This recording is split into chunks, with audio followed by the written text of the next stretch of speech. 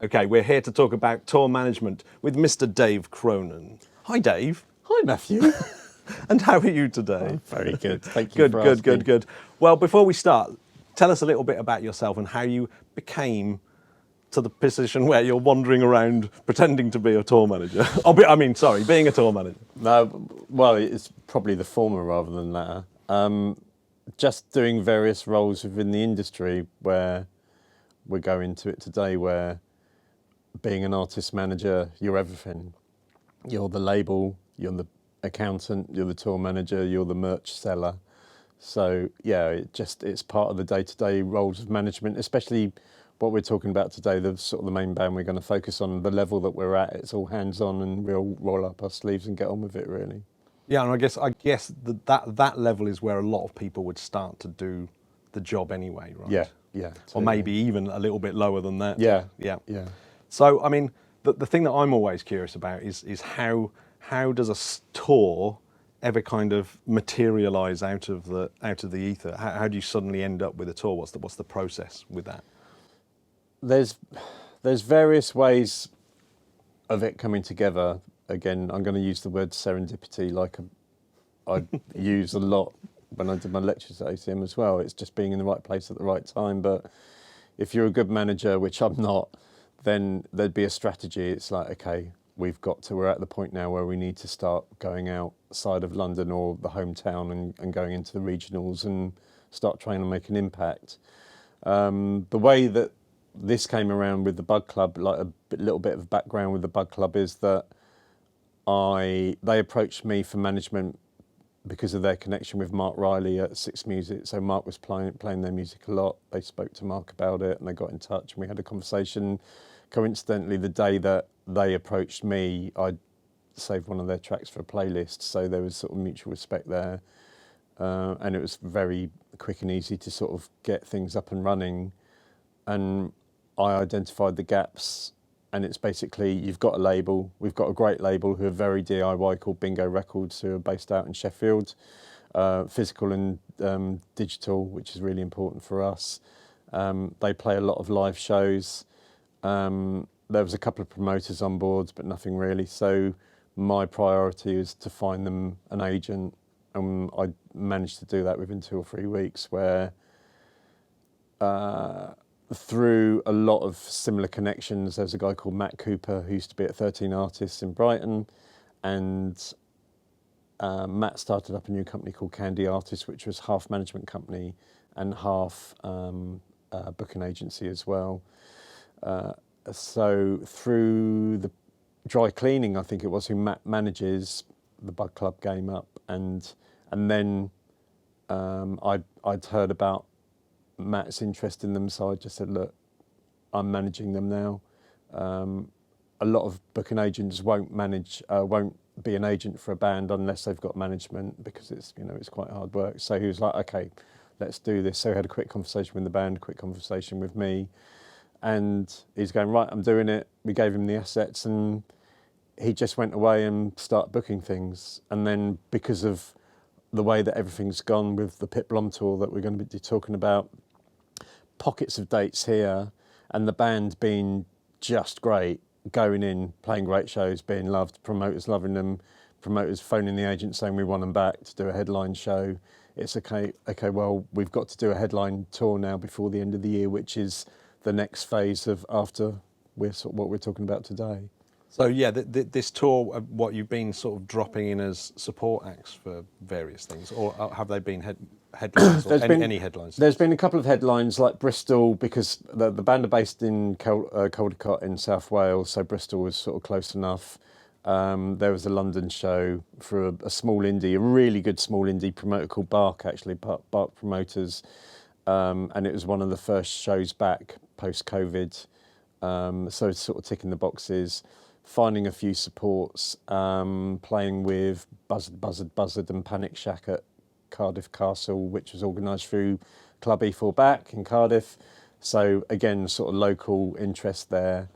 And then with the Pit Blom tour, they've supported Mr. Ben and the Bens, who's the owner of Bingo Records.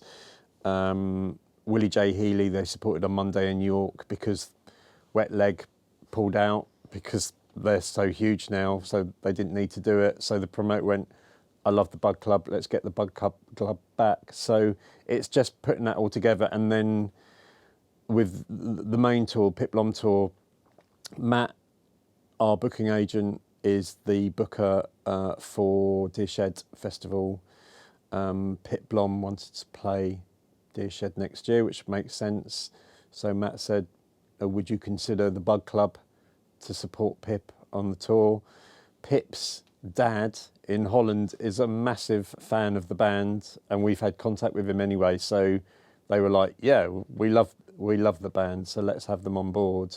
So again, it's the serendipity of it, but it's the fact that they've been playing great shows, and we released an EP which has gone down really well, and it's just an obvious shoe-in really. So it's good. It's really good. So it's that relationship with the booking, like the booking agent is essential, isn't it, for basically getting those kind of tours in places and leveraging all those relationships with promoters and things like that. Yeah, the leverage is really important because you can underplay it or overplay it, and it'll have a knock-on effect. But you've got to do it just right. It's like you let people come to you, or make it feel as if people have discovered the band, like any, the same with like we do it to DJs and producers. We let them think that they've discovered the band, and they clearly haven't, but that they have.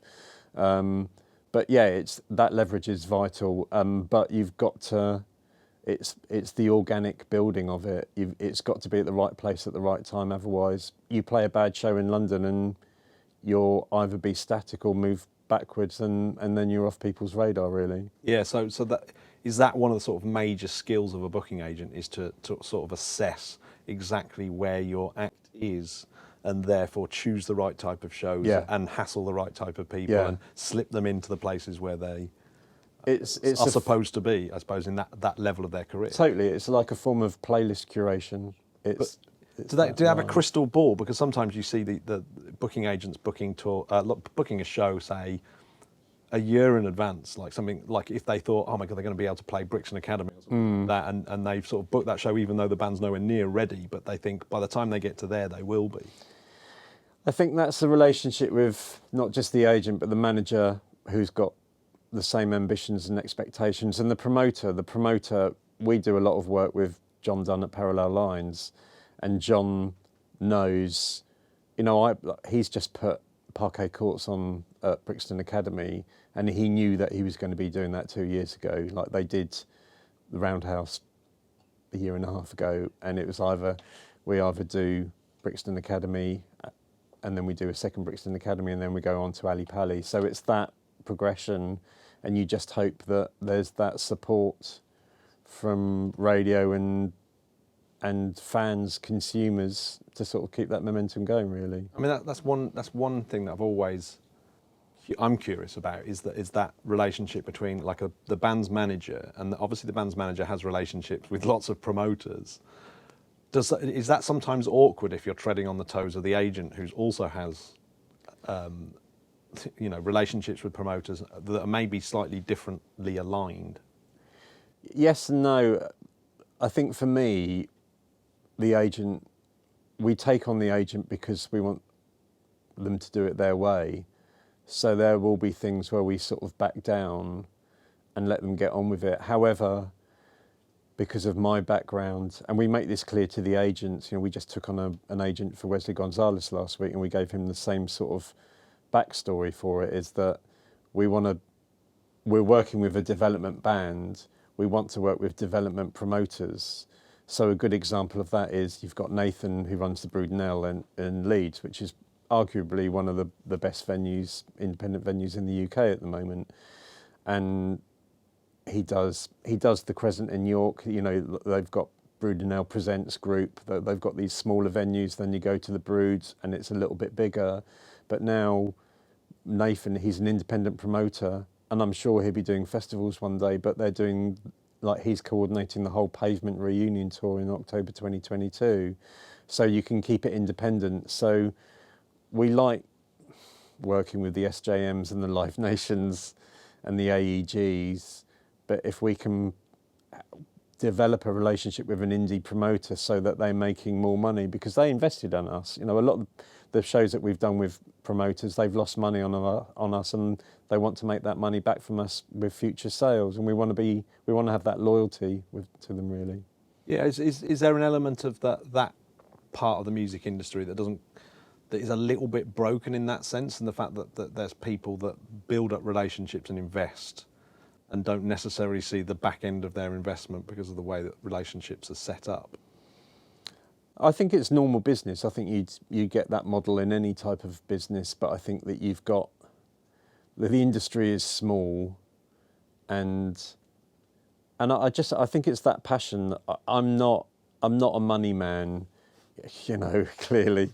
I'll show you my bank account balance. But the thing is, there's always I call it the twat tax thing, really, where sometimes you pay a little bit more because you know that money. Like again, you go into Rough Trade East, and they've got an album for 20 quid, and it's on Amazon for 18. You'll buy it from Rough Trade and pay the £2 twat tax just to sort of so you can reinvest it, really. So that's the way I see it. But other managers who want to maximise the money, they don't have to go that rate. And I'm not saying that they're wrong. I just think that we have a different outlook on it, really. Yeah. I'm going to go change tack a little bit. When the shows start getting bigger, because the other bit that I always struggle to work out how does this little bit kind of formulate is when the shows get slightly bigger, you've got your agent talking to a promoter about an act that might be technically quite difficult, and the promoter's trying to work out whether they're going to make money on the show. And so the promoter's doesn't really know how much it's going to cost to have this act on, because there may be some hidden costs. How does that kind of materialise? How do the agent and the promoter sort of negotiate the prices for that tour when some of those costs are a little bit hidden further down the line when you get things like the technical riders and stuff like that in, that it's like, oh my God, we have to supply what? Yeah. Well, again, I think it's down to the agent knowing what the parameters are and what's to be expected. You know, obviously you've got costings where you'll go through it, and the contract will make sure that any show costs are budgeted within it. There was a really good, I found a really good example. Was it Diplo when they did the Glastonbury live debacle? And it was agreed. And it, you know, the whole thing about that Glastonbury stream thing was awful, even though it shouldn't have been, you know, but the streaming thing, they got a lot of negative press, and like Drift, who are responsible for it, took a real PR hit on it. But apparently one of the artists, I think it was Diplo, it was agreed, and then there was additional production costs which were 6 figures, which hadn't been, you know, taken into account at all, and someone lost 6 figures because of that. So yeah, I think that the way that we do it is, with our bands, we know what we're taking in, we know the parameters of what we have to do to put on the best show as possible. Sometimes we have to compromise to fit the size of the stage, or small things at our point, you know, is like, do you share the drum kit, or do you have your own drum kit at the, you know, in front of the drum riser for the main band? Little things like that, but it's communication, really. And I guess a lot of those choices, I suppose, boil right back to the very instance where you're thinking, what's the purpose of this tour? So Yeah. So you presumably have a different mindset if the tour is maybe for exposure, or if the tour is even just for development, Yeah. to get your act good enough to be a live act. You've got to kind of send them on the road. How does that affect your kind of starting a budget that you're, Well, the two things on that is, like, the purpose of doing the Pip Blom tour is, I'm a massive Pip Blom fan, so I got to see her play 3 or 4 times for free, which always helps. But we know Pip Blom's audience is a Six Music audience. It's a slightly older demographic. It's more male than female, who like good pop alternative songs, really. And I think the bands that we work with, the Bugger Club, do exactly that as well. So my instructions to them was, we're going to do these 14 dates, and you're going to nick their audience. And it's as simple as that. Go on there, be great for half an hour, and charm people at the merch desk afterwards. And that's what they did. you know, that was the sort of the key strategy. And the thing that we lucked out is because of our conversations with Pip's Pip's agent and our agent, Music Venue Trust. You know, the Music Venue Trust had convinced National Lottery to put money back into the live industry because they wanted to encourage people to go to a live show. So National Lottery put in a lot of money and covered most of the costs for this tour. So for us, going back to your question, when we got off the tour, it's like, yeah, if we lose 1,500 quid, that'll be a wise investment of our time and you know, and our finances at the end of the day. Maybe with merch we can claw a little bit of that back. So we were expecting to get 50 quid fees, and then because of MVT and National Lottery, we were offered £200 support slots in 150 cap venues, 200 cap venues, which is unheard of. So it's like, okay, well, for the budgeting, the purpose of the tour is now to break even.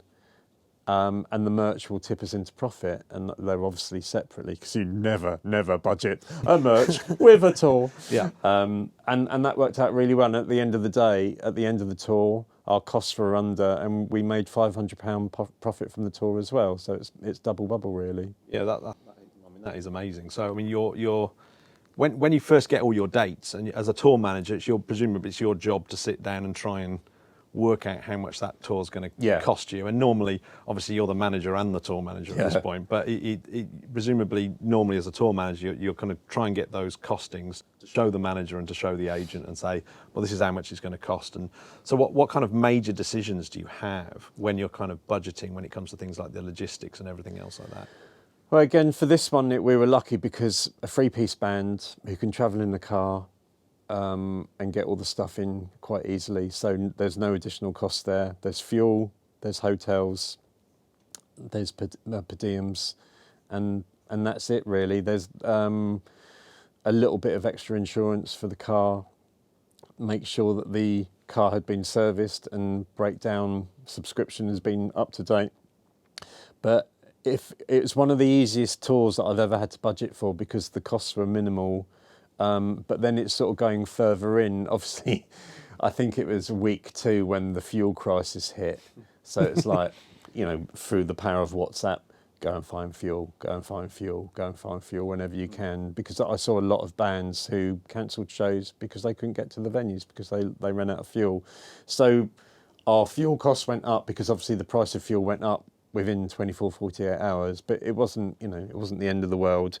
But also, again, it's, you know, we signed up to Holiday Inn Express, Travelodge, Booking.com, and you know, hotels so expensive, especially on a Friday or Saturday somewhere. It's, you know, it goes through the roof. But we relied more on Booking.com, and we stayed in guest houses, and they were just great. They were cheap. A lot of them had breakfast. They were flexible with the check-in and check-out times and stuff like that. So we kept it down to a minimum, and there were no curveballs really, which I was really pleased about. Yeah, I mean, with all the different, it's made it really easy, hasn't it? All the different sites, Airbnb, Booking.com. I mean, Booking.com's unbelievable for doing this kind of stuff. Oh, it's incredible, yeah. So yeah, once you've actually budgeted the tour and everyone's agreed, let's go do this tour. What's the next bit of the process that you sort of go through to kind of make sure that the tour happens nicely? Well, we speak to the band. You tell the band how it's going to work, you don't manage their expectations. You just tell them in advance that you'll be doing this, and you need to do this. You need to keep your receipts and stuff like that. There's going to be a cash element to it. There's going to be stuff that we put on the card. We used a credit card because obviously we can buy up to 30 days credit with stuff like that, so that's really good on the cash flow front. But then it's a case of agreeing it and announcing it really. You know, if you've got to tell people that you're turning up in their town, and you've got to tell them to get down there early, because if they come in at 8:30, 9, there's a good chance they're going to miss the band. So for us, it's liaising with the label, making sure the label are aware. I managed to convince the label to take on radio pluggers, which is probably one of my greatest decisions of 2021. Again, we sort of lucked out on that, but let the pluggers know so that they take the dates to Mark Riley and to Steve Lamacq and and John Kennedy and stuff like that. And then it's the social media marketing of it, and just getting it out there. We're lucky. A lot of the people who turned up to see the band listened to Mark Riley, and Mark Riley just adores the band. So he read the dates out 7 or 8 times before they turned up in the respective people's towns. And because I was selling merch and the band was selling merch, we'd find out where they're from. Just why are you here tonight? Oh, heard you on Mark Riley. Like 80 or 90% of the people heard you on Mark Riley. Thought I'd come and check you out. And some people specifically to see the band. They'd probably seen Pit Blonde before, but they were really excited about that. So it's the word of mouth, social media, and just marketing it while we in the background start booking. Really, there's not a lot to do really at this level. Yeah. I hear really mixed stories about the radio element of it. Some people think that it's a complete waste of time these days, and your story there just seems to suggest that it's the most important thing that you did before the tour. Yeah, I think radio is so important, but only to a certain level of people. There's people in this room who probably don't listen to radio, which isn't a bad thing, but they discover their music through a different way. But for all my bands, like Wesley and Bug Club, they're 6 music bands. Like Average Life Complaints are just starting to get on the radar of 6 music at the moment. So we know that people discover their new music through radio still, through these specialist shows. Like Lamacq is still a little bit specialist, even though it's a drive time show. But Mark's show, I listened to every minute of Mark's show for the past 5 or 6 years, and that's how I've got to work with my bands, because he plays great music. So it's really important, and I'd suggested to the label, look, for the next one, can we consider getting radio plugger, because I think we can get it out of Mark Riley. And we spoke to 2 or 3 companies, 2 of them put in ridiculous offers, and then we worked with the Beggars team. So Beggars team are the promo team for Beggars Group, so Rough Trade, XL, Matador, all of that, but they're allowed to do third-party stuff as well. I've worked with them on a band called Howler from America about 4 or 5 years ago. We've been using them for Mush, and they did a really good job for them.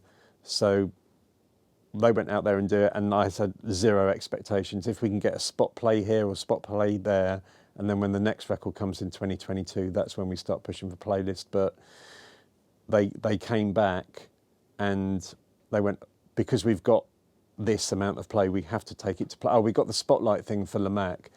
When you get that, it ticks a box and they have to present it at playlist. It's like, okay, don't worry about it. And they came back and they went, oh, we didn't get playlist because, they said it was too early. It's like, I agree. They said, but they've asked us to present it next week. It's like, okay, well, we'll tick that box, and then when the next track comes. Following week, yeah, we love it. And we knew something was up because we got a text saying, can the bands be available on the 1st or 2nd of April next year in case of the 6 Music Festival? And we're like, oh, yeah, okay, we'll block that out. And then a couple of hours later, we put on the C list, and it's just like, we've had the success 3 months too early. So me as a manager is like, fuck, I've got to sort of accommodate, which is a really nice problem to have. But radio, it's got us 80% of our audience and 80% of our merch sales so far.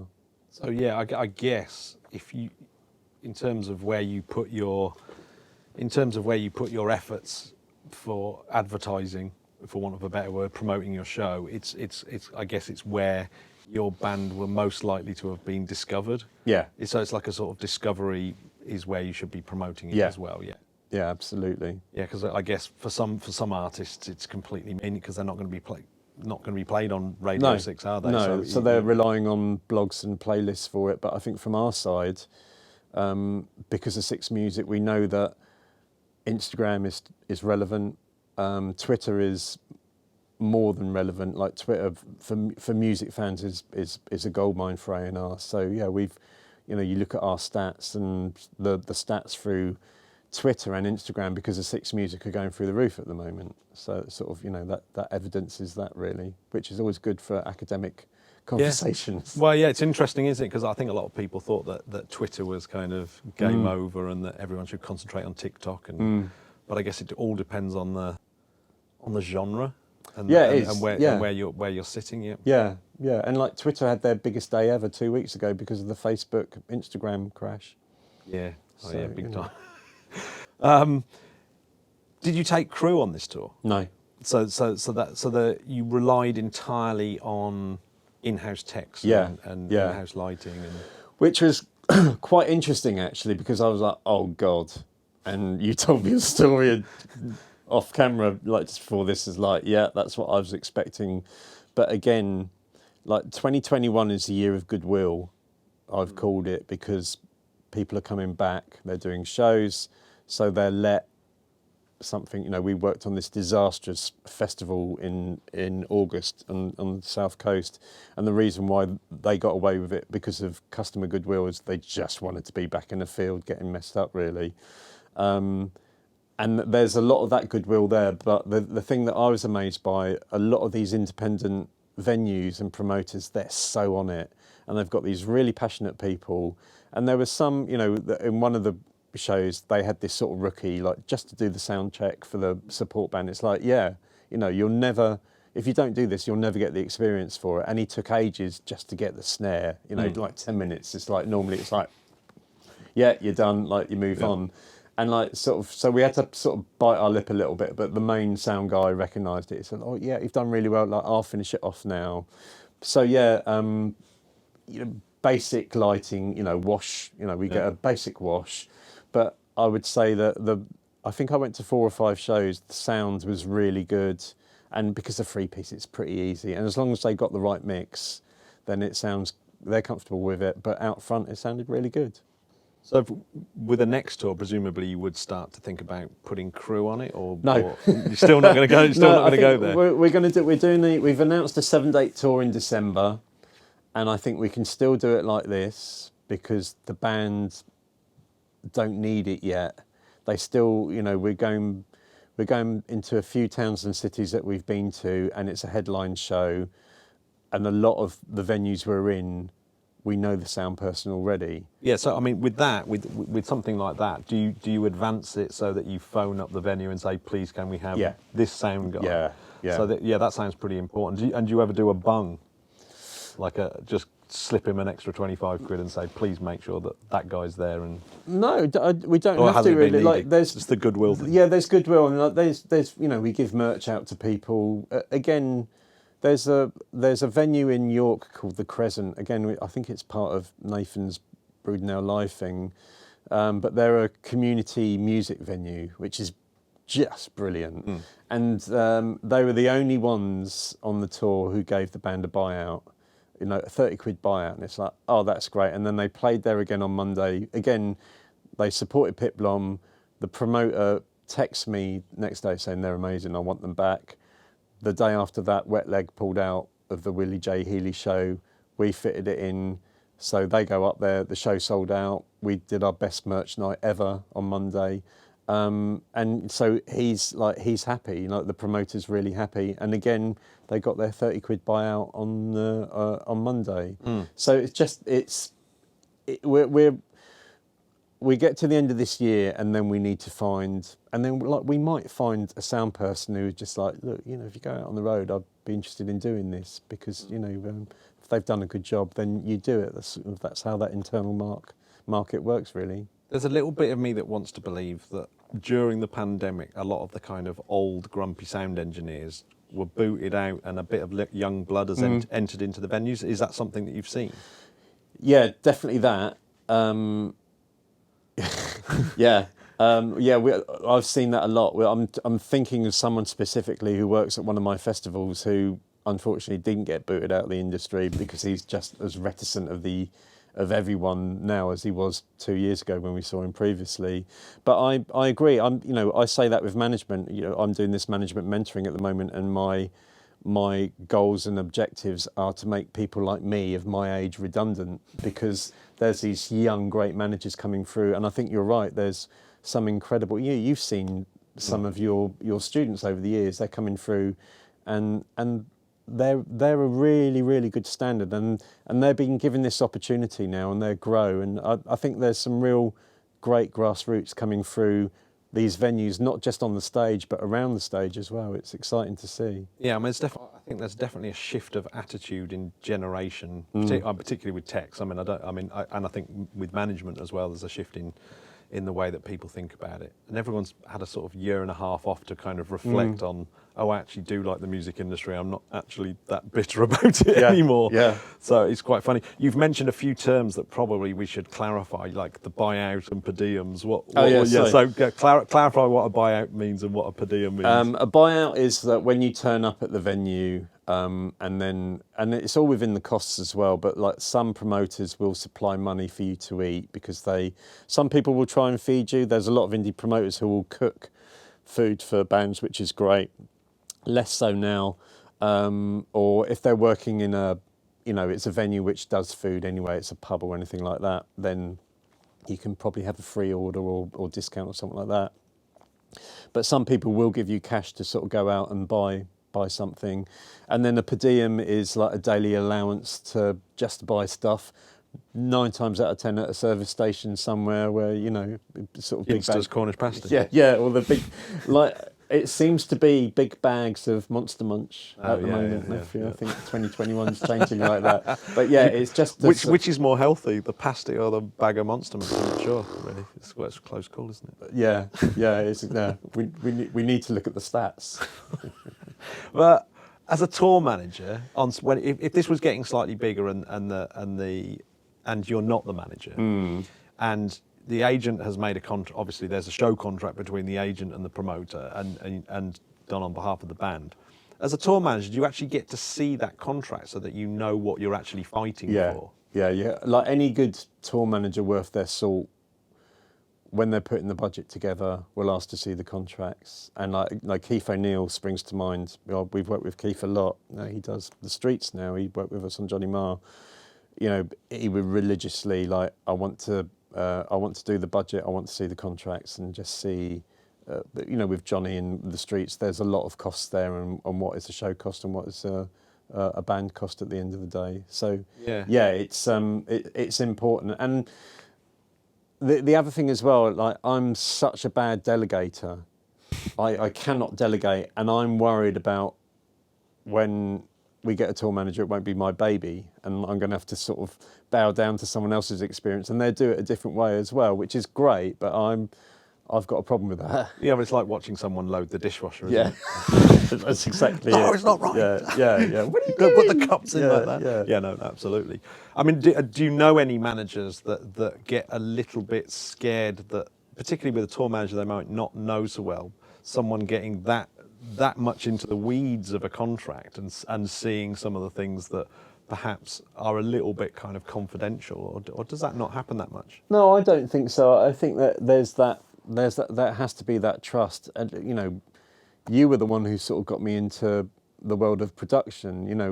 When we were managing air traffic, we didn't know what we were doing, and there's an argument we still don't know what we are doing. But you've got to have that trust, and I think that the majority of people that we work with trust them implicitly, and they're still friends. We were talking about sort of Pumpkin earlier. Pumpkin's still a mate. So, yeah, I think it's more of that.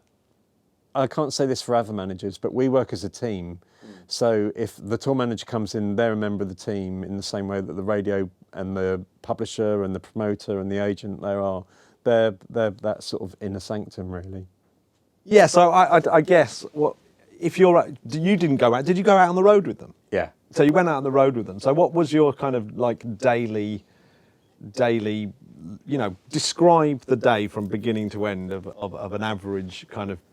Well, no, let's start from the first day, because presumably the first day is going to be slightly different for than some of the other show tour days. Well, this one was because the first 4 dates got cancelled the day before the first date because of one of Pip's band had like mental health issues and couldn't do the tour, and it's like, and you realise how much of a factor that is nowadays, and it's brilliant in the fact that no one forced this musician to go out on the road and be in an environment that they probably couldn't handle. So we got the. I was in a meeting, and my girlfriend Claire, who works with me on the Bug Club, like she's a primary school teacher, and she phoned me once. Oh, it's a bit strange. Click. Phoned me a second time. Click. Third time. Oh, this is important. So you sort of pick it up, and the first 4 dates have been cancelled, and like we've booked hotels, and some of them are flexible, some of them, because you've got such a cheap rate, they're not flexible, so you've got to take the hit on it. So we had to move those 4, and we've put them into the middle of November. So we had to sort of juggle that around, and I think we only lost £110 through that, which could have been worse. And then the first date was York. So they're based in Caldecott, 2 of them. Dan, the drummer's based in Kidderminster. So they drove to his, they left their car at his, they drove to York. The first day, it's just like get there a little bit early and just hang around and see what time Pip wants, they're going to be sound checking for longer because it's the first date. You might get a line check rather than a sound check because, that's their prerogative at the end of the day. I don't think that will happen, and it never happened. But they would normally load in, get there for about 4 o'clock, load in about 5, do a sound check at 6, and they had an hour for sound check, which is again unheard of. But there were only 2 bands on the bill, doors at 7:30, and it was quite a smooth process, really. Yeah, but we'll describe the difference between a sound check and a line check for those that don't know. So a sound check is where you literally set up and you go through each instrument and get the levels right, you get your monitor mix right, and you can do a couple of songs, even half a song of 2 or 3 songs, just to make sure that you sort of, if there's different equipment being used as well on a different song, you just sort of run through that. And then the sound guy, especially if you're working with someone you've never worked with before, they get an understanding for it. The band speak to him and just say, look, can we make sure that my vocal's up with Tilly's vocal, who's like, who does BVs, but they want it matched. Those little sort of niches really in the sound that with the Bug Club, they want to sound like they do on record. That's really, really important for them. So there's no pedals, there's no effects. It's quite raw, which is great. It's it's a dream to set up. So they do that, but with a line check, it's literally okay. Play your bass, play your guitar, play your drums. Sing. Yeah. Like, what do you want in your mix? Yeah, you're ready to go, and we're at doors. So the line check happens a lot at festivals. Only the headliners will get a sound check, and the others will get a line check during changeover, which could be 15 minutes, could be 30 minutes, really. So that's really important that you're focused and you get it nailed. Yeah, and some of that presumably you can sort out with advance, that you could actually pre-warn your sound engineer exactly how you want stuff and have it on your stage plot, have it on your riders, have it on your things where you say, because you articulated the level of the vocal. It's something that you could advance to the sound guy. Yeah, before. But you're taking for granted that people will read it. Will care. Or care, and they don't. And like sometimes it's because they're an arse.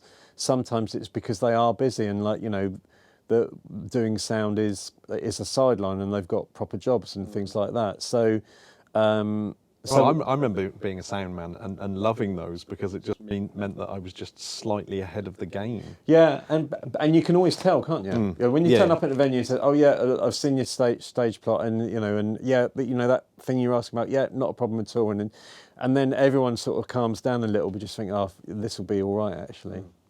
Yeah, I guess it's meeting people that care at venues is pretty important. Yeah. Isn't it? And my biggest tip for that is if you're one of the people that cares at a venue, you're most likely to be asked to come out on the tour, and you never know where that's gonna lead. Yeah. 'Cause, you know, it That's might where be the next we've Coldplay that's walking we've picked through, up a right? lot of people that way through venues. Never gone back to the venues though because we nicked their staff. Yeah. What are the sort of common problems that you've found when you've arrived at venues? They're closed. Yeah. The promoter's late. Yeah. Parking's an issue. I don't think there was some we did Face Bar in Reading, and like we were running a little bit late to get to the show, and I parked outside the venue, and the door was there, and I was here. It was like, that's amazing. Like, it's never happened before. Parking's a real issue, and just anyone being late and not, there's a lot of, turn up, hurry up and wait type thing. But it's not too bad. It's the one issue that we had with this tour. I think there was 3 of the venues that it was their first show post-COVID, so the PA was cutting out, and there was a lot of dust problems and things like that, and it's like, oh yeah, you're right. But again, we sort of accommodated it, and like Pip, it would mean longer sound checks for Pip, and she was very apologetic about it, but they always made sure that the band had time, even if we had to push doors 15 minutes to do it, we would do it. So yeah, I mean, I guess that's one thing that you kind of have to take into consideration as a support act is your headline act is always going to take precedence over what always, yeah. And if you respect that, you can't huff and puff. There's some bands who purposely take up all the sound check, and it's this power trip, and you get it. And 9 times out of 10, you'll do a better show because you've got a little bit of adrenaline in you because you're pissed off. But there are that, and the other thing's Wi-Fi. Wi-Fi is still, we're all going. The thing I've noticed this year, every band member of bands I've seen, they've all got a credit card machine in their pocket. They've got one each now, rather than we've got the band's credit card machine. Like Mr. Ben and the Ben and Family Selection Box, they've all got one in their pocket. But you'll see everyone on the merch stand going like that and going like that, sort of trying to get a signal. So bad Wi-Fi was, important to try and get these transactions through. But it's, Yeah, because I mean, presumably that could be a really serious hit on the way that you try and sort out your shortfall. Yeah. Oh, that's what we were relying on, and we also had a couple of, there's security. Once the show's done, they want everyone out as quick as possible, and sometimes there was one in Norwich. There was a fire alarm, and we think they set the fire alarm off to get everyone out of the building quick. Which meant no merch sales, and we lost 50, 75, 100 quid that night potentially. And there are people, especially if you've got disco loadout, where they want you out of the venue so they can get the next lot in. So they're hurrying people out and just going to buy. No time. So you've got to sell it to them outside sometimes. Yeah, the disco loadout. That was the classic. The Barfly used to be good for that. Yeah, dreadful, absolutely dreadful. Yeah. So yeah, I mean, on this tour, did you have to deal with settlement, or wasn't it those? Wasn't it those? No, type of shows? we didn't have to, because we were support, so it was a fixed fee. So there was none of that. But we're always doing settlements 2 or 3 days after. Where we make sure that the costs. There's no curveballs on the night, and then we get most good decent promoters will send it the next day, and that's fine. Is there any kind of, do you have like common issues with settlement? Just random numbers put in that they need to justify on advertising. Leaflets, flyers. Like, can you show me a leaflet or a flyer? And how are they distributed and things like that, Again, I think you've got a good reaction on who the promoters are, who are trustworthy, and you look at costs. And sometimes higher fee is always one that sticks out. Because we know that promoters are getting it at a reduced rate, and sometimes you let it go, but sometimes you'll query it. But it's always odd, isn't it, to see a higher fee on a Live Nation for an O2 venue, right? And things like that, yeah. Yeah, I mean, I had the exact same thing with advertising. Is Yeah. the one that I always look at and go, were they actually advertising? Because of course, a lot of people think that the promoter is supposed to be doing all the advertising, but it sounds like obviously you were going to the radio pluggers. I mean, because it's that the promoter has got this title promoter, but they're not necessarily doing all the promotion. No, they're not. And again, John from Parallel Lines told me that 80% of his ticket sales come through the band's database and stuff like that. You know, if you've got a good database like John, even though he's indie, but you know, if you're on the Live Nation or you know, Bird on the Wire or Dice or something like that, there's that pickup from there. But it really is our responsibility. And there's a definition of a promoter. Are you a promoter or are you a booker? If you're a promoter, then you'll make JPEGs and stuff like that to advertise it in different sizes for different formats. Or are you a booker where you book it, you put up a Facebook event and that's it, and you expect it to sell, and you moan that no one sold any tickets because you're not promoting it? You can't call yourself a promoter.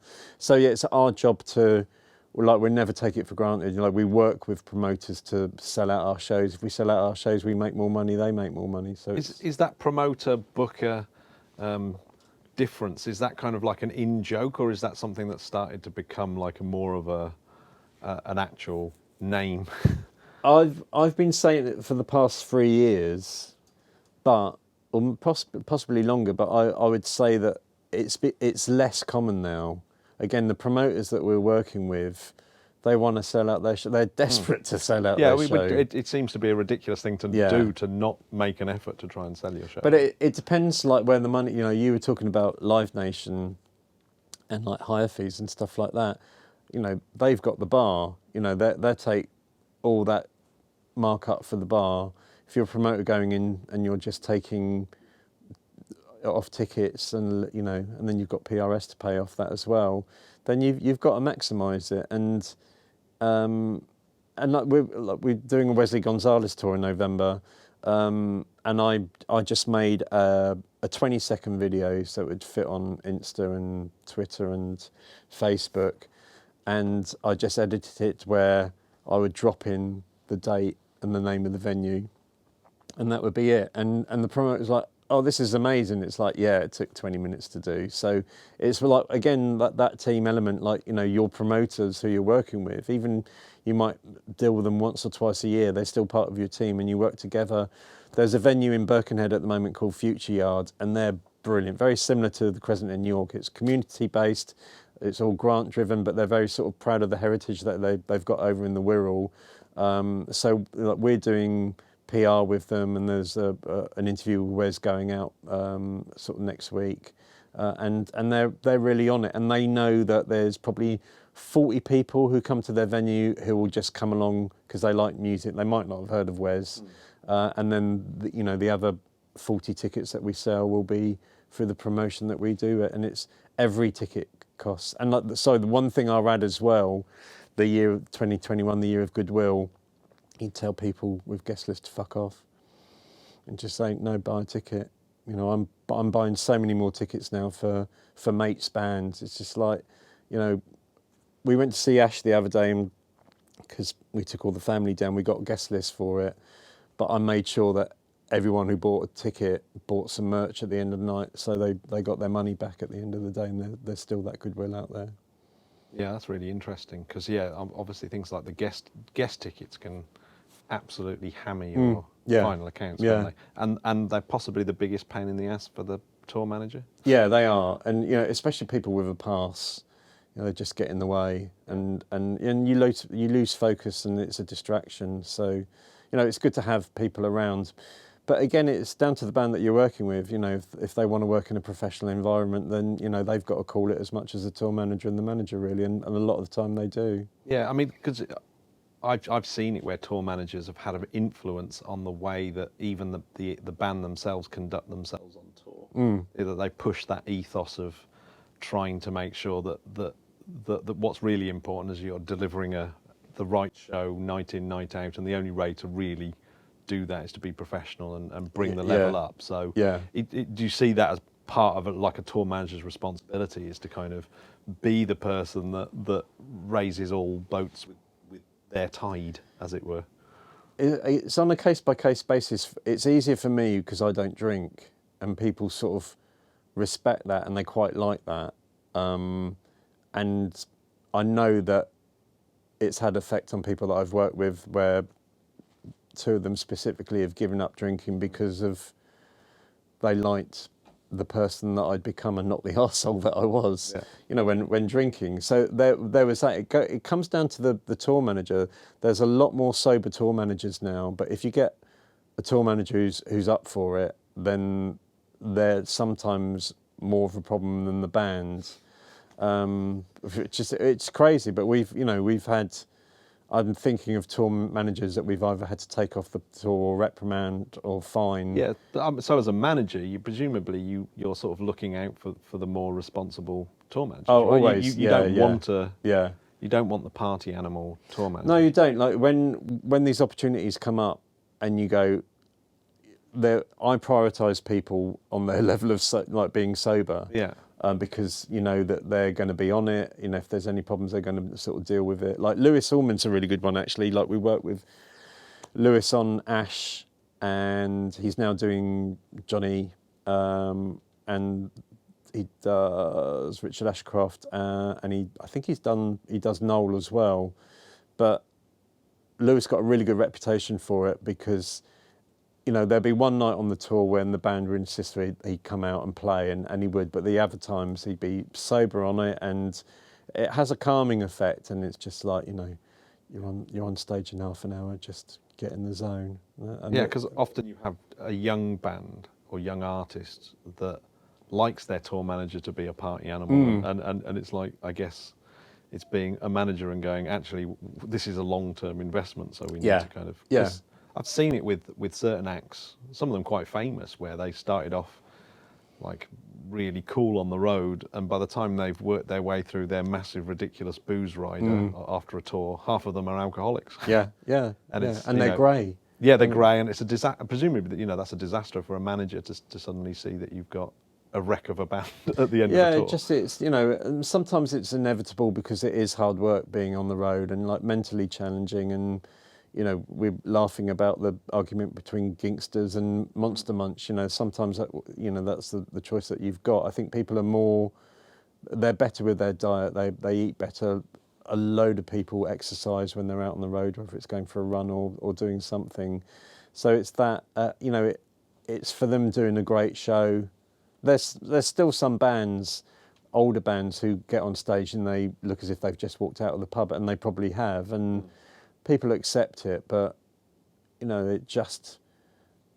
I think it's that you've got to have a level of professionalism from the stage down. Really, that's what I like, and I've specifically not worked with bands because of their reputation. I don't want the 4 o'clock in the morning phone calls. Yeah. In terms of DIY touring, so like at the kind of low level. Obviously, touring's expensive, and I think people are always a little bit shocked, even just looking at the kind of tour that you're doing in a car, and you've got to pay for fuel, and if you've got one member of crew, then obviously your show fee is completely wiped out. Yeah. What are your top tips in terms of generating that shortfall? Obviously, we've got merchandise, but are there other ways of raising money that are out there to kind of fill that gap? If you're supporting, there's not a lot you can do about it. You can ask. You can plead indie. We had a festival. We did End of the Road festival with Wes, and we didn't have an agent at the time, so they came to me, and Wes is like over the moon to get this slot, and it worked really well, and I said, I'm going to push him for money. Oh, you can't do that. And it's just like, I'm going to push him for money. And she said, look, we really want to do this. We're really excited. We're really grateful. Can you find an extra £100? And like within 30 seconds, yeah, of course we can. So it's like, and that tipped that performance into profit or break even rather than a loss. So it's little things like that. But it's, if you've got an agent, just saying, look, try and get as much money as you can without ruining the relationship. Always register your PRS set a day or 2 days afterwards. Don't register 18 at the same time because you'll screw it up. Get into that momentum, because even if you're getting 10 or 15 quid, if you've done 10 dates, that's an extra 100 quid or 150 quid that comes back into your pocket 6 months, 12 months down the line. And you sent me the link the other day, like crowdfunding, like the Marillion thing is incredible. You know, they're getting their fans to pay for cancellation insurance in an escrow account. Like, who'd have thought that? And it's great, and that there's that goodwill there. You can just say, look, if you come to our show, please buy merch. Please buy we've got these flexies at the moment. I'll come on to merch in a bit. But, you know, we've got these flexies, and they're a £5. Please buy a flexi for a £5 because that will pay for something. Yeah, I saw a bit of a trend the other night where people had brought their merch from home, so they brought in albums and CDs to be signed at the merch stand. It's like, no, obviously there would have been a big difference had they had bought that merch that night as well as part of the thing. So I guess sometimes you do that. You know, again with Johnny, there'll be some people, and you know, you've always got the eBayers and stuff like that outside, but someone will come up and it's genuinely, it's just like, yeah, we can do this. But yeah, I agree. I think it's just like, anything can be personalised, and people have got to understand that. And you know, the people who can't afford it, you'll give them a set list or a plectrum or something like that anyway. So they come back, and if they come back next time and they have got a bit of money, they've got that goodwill where they will invest you at the time as well. Yeah, I mean, one thing that I found a little bit depressing, and maybe you can help me, what's the positive outlook on something where you're doing these types of shows, particularly if you're a headline artist and you're putting on shows and people are coming to see your shows, and they could be quite packed out, 300 capacity venues, things like that. But the only person losing money is going to be the artist, and the sound engineer's being paid, the tour manager's being paid, the session musicians are being paid, etc., etc., etc. Promoter will be getting paid, agent getting paid. He's getting his 10% getting that 10%, but yet the artist is losing money. What's the upside of that? How, as a manager, how do you kind of not get depressed about that, and how do you kind of push that forward so that it's not this horrible weight of, oh God, this is horrible. Yeah, it's a really good question because it happens. I never want it to happen, but there's a band that I've been working with up until recently where that's the case for them, and it's just like, I don't know what to suggest. No, I can't. There's a lot more grants that you can go to now. Obviously, the MVT, the Music Venue Trust, PRS Momentum are doing. We've just got our South by Southwest application accepted through today, and as soon as I get home today, I'm going to get onto PRS Momentum and apply for a grant to sort of get us over there. So there's ways of doing it. I think that to make unless there's a reason, like if we do this, then we will get a couple of festival slots on it and it will take us up, then we'll take the hit on it. How much can we afford? It's a cash flow thing really, like how much, the band going to pay for it? Like does the manager invest in that loss and take the risk on getting it back? Or do you not take that risk at all and just say, we're not going to do that tour because we're going to lose money and I can't afford it, you can't afford it, and what are we going to do to do that? Like, can we do these 3 dates or something like that and break even on that, and hopefully we sell a bit of merch? It's all on the case by case, but you've got to have the business model, and you've got to have a contingency of losing money and how are you going to get that money back. Is that a trend where managers and bands are seeing themselves more like almost like a startup business where you're looking at cash flows and you're looking at investment points and return on investment, stuff like that? Is that becoming more and more the case, or has it always been a little bit like that, except it's been in people's heads rather than in spreadsheets? Yeah, I think probably the latter. Like we've always done it, but I have to say that I'm a better manager since working at ACM.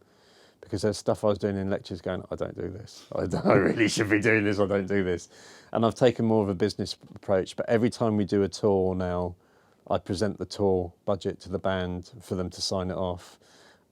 When we do merchandise, I tell them what the break-even point is, and then we go ahead and do it and stuff like that. But yeah, we share that information, and 9 times out of 10, I'll make the call and the band will back it. But sometimes the band will just say, look, we don't want to do this, or we want to do it in a different way. But yeah, we're a start-up company with all the bands that we're working on really, and we're some of them are growing faster than others really. Are there any other big trends that are happening in sort of touring world? Well, I mean, well, first of all, can you see a difference between pre-COVID and post-COVID touring? Is there already something that's kind of absolutely obvious? I don't think so, really. There's obviously COVID passports. So like every venue is different. What their COVID ruling is, especially, if we do a show in Wales now, it's going to be completely different than it is to England and Scotland. Nothing really springs to mind. There's more. Yeah, there is actually. The one thing that is more than apparent, that 25% in one gig, 40% tickets, people aren't turning up. And that is that because they bought them a long time ago and they just it's forgotten forgotten about money, but there's still a lot of COVID hesitancy where they don't want to get their money back because they don't want the band or the promoters to lose out. They think it's going straight into the band's pocket. It clearly isn't. It's band and promoters. But there is. We had a lot of that on Pip's tour where every show sold out, but there was space down the front, space in the middle, space at the back. So that there's that, and that all. I would have said at the beginning of the tour that will change, but I don't know if it will at the moment. Looking at the stats at the moment, it's going through the roof, and it's hitting schools and education now. We saw a similar thing, and of course it has an impact on the artist not playing to a full house, even though they've sold it out. It's definitely more fun to play in front of a packed audience, right? Yeah, it is, and they definitely notice it. But I think people are getting into it more. They're making a night of it. Again, a lot of people that we saw, it's their first gig back, and they were really excited about it. And there's a lot of chat amongst people. People are sort of socialising. Is this your first gig back? They've got a common point of reference really, and it's nice. I don't think in the dates that we've done, we've had negativity in the crowd or anything like that. It's always been positivity. But as I say, 2021 is a year of goodwill, Matt. Yeah. So we have to see if that carries on. 2022. It won't. It clearly won't. But the grassroots, have you seen any kind of people attempting streaming and kind of generating a little bit of income via coffee cup type? Less so the sort of the micro payments, but there's the streaming. I was over at ATC the other day, and they were telling me about Drift, and like Drift has been going really well until Glastonbury came along and they took a hit on it, but they're growing. And you looking at Nathan at the Brudenell, like as soon as COVID hit, he was getting the grants for Brudenell TV. I know the Cavern in Liverpool did it as well, where they had money invested into them to have these cameras and the setup and the editing and live streaming and bandwidth and stuff like that. There's a lot of people or some key people who have done it, but they're not. It's to buy some time. I see less. I know that Ash are doing another one soon of their greatest hits or something like that, but it's less relevant now. No one's doing live streaming like, it's sold out. We'll make it available to stream, which I think is an obvious thing because there's definitely someone in Mexico City looking at the stats who would probably invest £2 or £3 in it. The people in the room have to be the priority, but outside of that, it's like this is a sold out show, so we're gonna stream it so people can look at it. And also you also got to look at sort of people with disabilities as well. They might feel uncomfortable about coming into the show because of COVID or their situation, but they want to be part of it as well. I think anyone who had a business, if I was a promoter or a venue owner, that would be my next bit. But then it's rights, like who owns the rights? Yeah, well, I noticed that Live Nation spent a lot of money installing streaming in all their venues, didn't they? So it'd be interesting to see where the streaming thing goes. Yeah. Because I'm not sure I've seen anyone like utterly enjoy a streaming experience. I suppose it all depends on how people can make it. I think the Nick Cave thing was probably the one where everyone went, this is the future really. There was a few Twitch ones as well, weren't there? That people did that. But Twitch seems to have gone a little bit quieter again now as well. It seems to be a trend where, but again, like over at ATC last week, like drift is a big part of ATC, and they're going through rounds of funding to grow it. So they obviously see a global market for it. It's just not it's not a 2020 thing, that's for sure. Yeah, so we've just gone through COVID pandemic. Do you think that the climate crisis, which is obviously looms higher and higher, can you see that starting to really dig into touring? Because obviously touring is pretty notorious for its large carbon footprint. Yeah, well, it is already with like with the fuel thing, the fuel crisis, and that was down to logistics rather than supply at the end of the day. But I think a few good things have come out of it. Like the one thing that I was saying during COVID, like when we come out, package tours are going to be really important because you've got so many bands trying to play, and they're trying to catch up, put 2 or 3 great bands together, have a higher ticket price, take a lower amount of the fee, because you've got to split it. You will get merch off it, but I think that you can apply that to climate change, and I don't know how you're going to conquer it with some things. You will have to get in the plane sometimes. That's a fact. How we offset that, I don't know, but I think there are ways of doing it on the road. But it's not just the responsibility of the manager of the band, it's the venues and the promoters, and the government to sort of offer these incentives. Do you know anyone who's got an electric splitter van? No. Yeah, an electric tour bus might be pretty good. Yeah. A driverless electric Oh, tour bus. yeah, bliss. Oh, that would be brilliant. Yeah. Best thing ever. Per diems, hotel per diems, like lunch per diems, trailer pulling fees. It's got to be the first one to appear, right? Yeah, I hope so.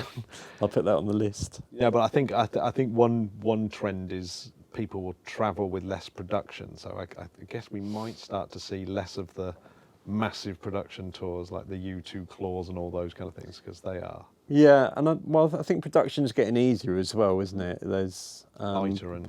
Yeah, but like we said, like we at Victorious, we had on. Who did we have on? We had the Manics on the Saturday, and they had way too much stuff. And then the next day we had Nile Rodgers and Ella Eyre, and we had 2 Arctics, and you just couldn't move. And we had a smaller stage this year as well, but I think that, saying, like, to be fair to them all, like Manics, especially Ella Eyre, Nile Rodgers as well, the production was fantastic. Like to set that up in a day, it's pretty good. But I think you're right. There's ways of, the power that we burn through at Victorious is nuts really, and not good. And you're never going to offset that as it stands at the moment.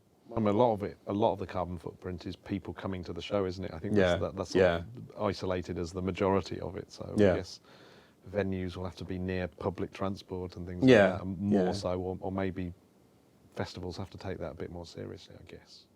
They won't. It's hard, So, Glastonbury probably will, because they do everything for the right reasons. But the other ones, again, at the festivals I worked at this year, plastics just like.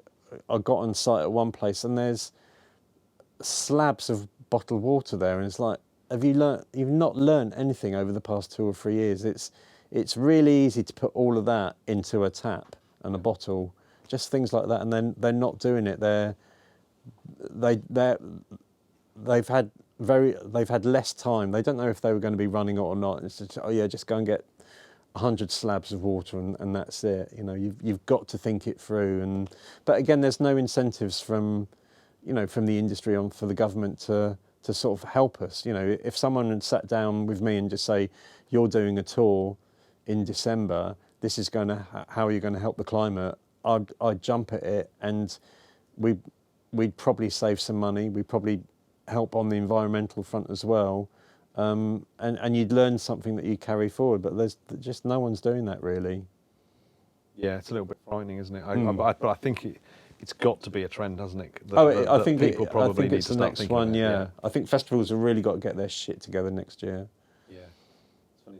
I went to a festival and there was no vegetarian and no vegan options. Oh really? Yeah, it was unreal. Well, did you go to Meat Fest or something? Yeah, it was a farmers festival. Alex James. No, it was actually a prog festival. Of course. Well, there you go. You'd think that they would be a bunch of hippies, right? But no. But they're still living in 1974, though, aren't they? What do you prefer, managing or tour managing? Managing. I hate tour managing. What is it about tour managing that you hate? I'm too old. Yeah. There's no reason for a 54-year-old man to be out on the road doing that. There's younger people. Let alone a 70-year-old. Yeah, yeah, exactly. Yeah. So yeah, there's no. I go there because I need to be there, and I like to see the show, and like hanging out with the bands and meeting the promoters. I've spent a lot of time talking to the promoters and seeing how they're getting on. A, because I'm interested and I quite like them, and B, I want our band to come back as quick as possible and have a headline slot there. So you do that. I love selling merch, meeting the people and their different backgrounds, and having a laugh with them, and and they always give us recommendations. Oh, you're a manager, you should look at someone told me about a band called Danko in Scotland, because through Bandcamp he said, look, when are the band going to be playing Scotland? And rather than in the old days, I was like, oh yeah, we'll get round to it one day, mate. Like, thanks a lot. But it's like, okay, put that email aside, and when the first Scottish date has been booked, send him the link and say, look, come up and say hello. I probably won't be there, but say hello to the band. And he bought 3 tickets on the first day, and he told me about a new band that he said, oh, you should give this a listen. So there's all of that. I love that element of it, but I don't. It's not even rock and roll. It's just mundane. I hate driving. So like, I'm not doing it. Yeah, is there an element of touring that's actually can get quite boring and tedious? It counts. Well, yeah, obviously.